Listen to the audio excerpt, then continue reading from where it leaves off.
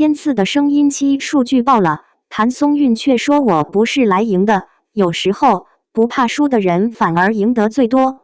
天赐的声音期开播之后，很多人都在讨论一个问题：当歌手2026占据着顶级音综的关注度，当国乐无双也在争夺音乐市场的观众资源，天赐的声音期凭什么还能杀出重围？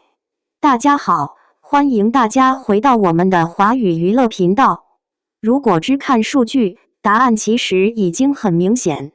2期节目播出之后，全平台热搜突破3000个，短视频平台出现60多个 TOP1爆款内容，超过100条相关视频点赞破万。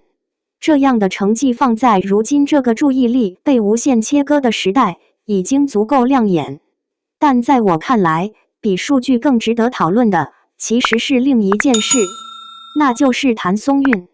一个从来没有把自己定义成专业歌手的人，却在这个竞争激烈的舞台上，贡献出了本季目前最有话题度、最有共鸣感的表演之一。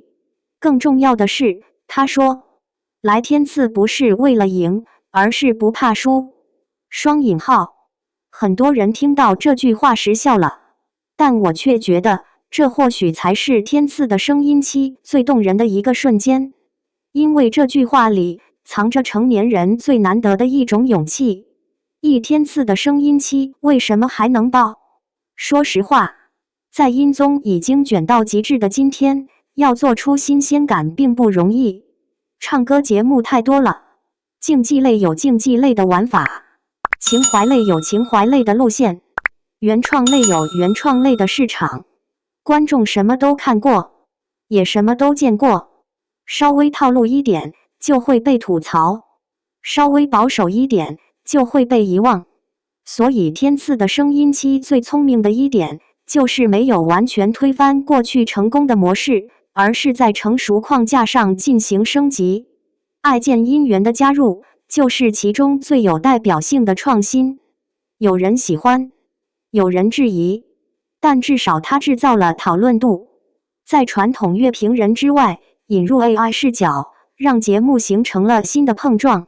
而天赐盲盒环节则不断创造未知感，观众不知道谁会搭档谁，也不知道会出现怎样的化学反应。这种不确定性恰恰是综艺最珍贵的东西，因为惊喜永远比标准答案更吸引人。陈楚生、张靓颖很强，但谭松韵最让人意外。这一季的阵容确实豪华，薛之谦担任音乐推荐官，陈楚生来了，张靓颖来了，这些都是公认的实力唱将，他们的优秀不用证明。巴拉莱卡舞台一出来，音源数据迅速起飞，这完全符合大众预期。但有时候，真正让观众记住的，不一定是最强的人，而是最让人惊喜的人。谭松韵就是这样，他不是专业歌手，甚至严格来说，他只是一个跨界选手。所以当他出现在这个舞台的时候，很多人最初的期待值其实并不高，包括我自己。我承认，第一期 Dear D 播出时，我并没有觉得那是一个足以封神的舞台，有亮点，有诚意，但也有明显的青涩。舞台经验、音乐表达、现场掌控力都还能看出成长空间。然而恰恰因为如此，第2期小半才显得格外珍贵，因为观众看见了进步，而成长永远比完美更容易打动人。小半为什么难唱？很多人觉得小半是一首安静的歌，其实恰恰相反，它非常难，因为它最难的部分从来不是技巧，而是情绪。唱高音难吗？难，但高音至少可以训练。而小半这种歌，需要的是经历，需要的是理解，需要的是共情。它讲的不是热烈的爱情，而是暗恋。暗恋是什么？我一直觉得，暗恋是世界上最安静的一场战争，没有硝烟，没有对手，甚至没有开始，却已经输赢尽负。你会因为对方一句话开心一天，也会因为对方一个眼神失落很久。明明什么都没发生，心里却早已兵荒马乱。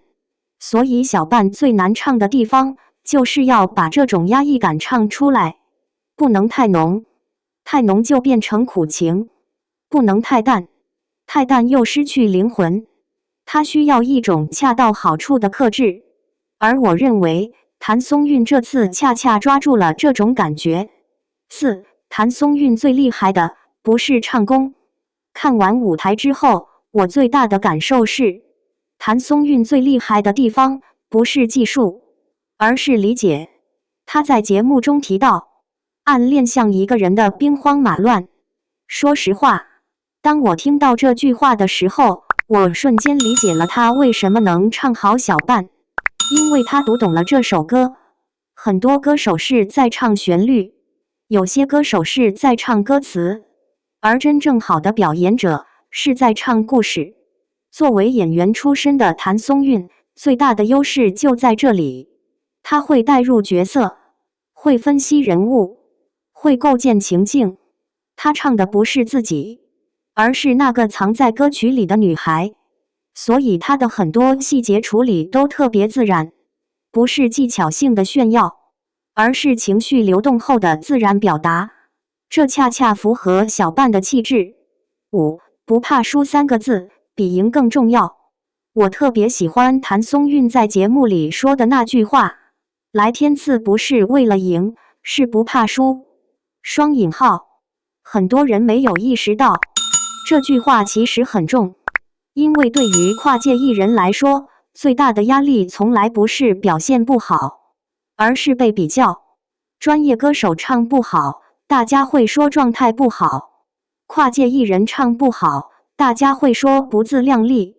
标准从来不一样，所以谭松韵站上舞台那一刻，其实已经承担了额外压力，但她还是来了。为什么？因为她想挑战自己。这让我想到一个现象，如今很多艺人越来越谨慎，不敢尝试，不敢冒险，害怕翻车，害怕舆论，害怕失败，于是选择永远待在舒适圈。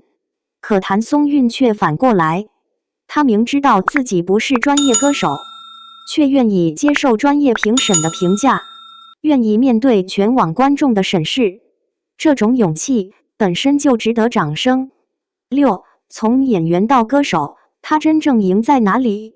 如果只看比赛，她未必是最强的；如果只看技巧，她也未必是顶尖的。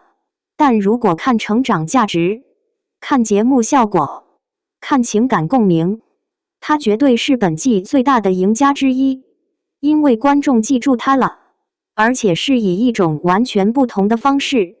过去大家提到谭松韵，想到的是以家人之名，想到的是锦衣之下，想到的是归路，想到的是演员谭松韵。而如今，大家开始讨论她的音乐表达，讨论她对歌曲的理解，讨论她在舞台上的感染力。这本身就是一次成功的突破。7. 专家评价，为什么谭松韵的表演容易引发共鸣？不少音乐评论人也指出一个共同观点，谭松韵最大的优势并非声音条件，而是真诚感。如今很多舞台技术越来越强，编曲越来越复杂，舞美越来越华丽，但观众真正缺少的反而是真实情感。而谭松韵身上有一种天然的生活感，她没有高高在上的距离感，没有刻意制造的明星气场，因此当她唱小半时，观众更容易带入自己的经历。音乐心理学专家也曾提出，观众记住一首歌，往往不是因为技术最强，而是因为情感共振最强。从这个角度看，小半的成功并不意外。8. 网友评论区彻底沦陷。节目播出后，评论区出现大量好评。有网友说，他不是在唱歌，他是在讲自己的故事。双引号。还有网友表示，第一次发现谭松韵唱歌这么有感染力。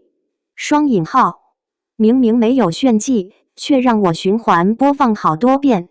双引号，原来真正的共鸣不是震撼，而是戳心。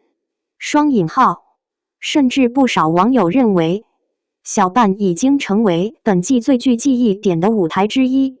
当然，也有部分观众认为他的专业能力还有提升空间。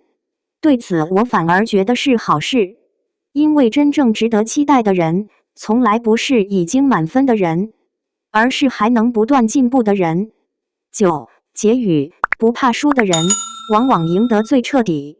回过头看，谭松韵在天赐的声音期的成功，或许并不仅仅来自一首小半，而来自一种态度，一种愿意突破舒适圈的态度，一种接受挑战的态度，一种即使可能失败，也依然愿意向前走的态度。所以我特别认同一句话：人生很多时候，真正的赢家不是从未输过的人，而是明知道可能会输，却依然敢站上舞台的人。从这个意义上说，谭松韵已经赢了，而且赢得非常漂亮。那么问题来了，你觉得谭松韵在天赐的声音期中的小半舞台，能够称得上本季最佳舞台之一吗？你认为跨界演员参加专业音乐综艺是勇敢突破还是资源优势？如果未来谭松韵推出个人音乐作品，你会支持吗？欢迎在评论区留下你的观点，一起讨论。如果你喜欢这样的深度娱乐解析，别忘了点赞、分享、收藏视频，订阅频道并打开小铃铛。未来我们将继续带来更多谭松韵、白鹿、徐凯、赵丽颖等热门明星的最新动态与深度解读。我们下期再见。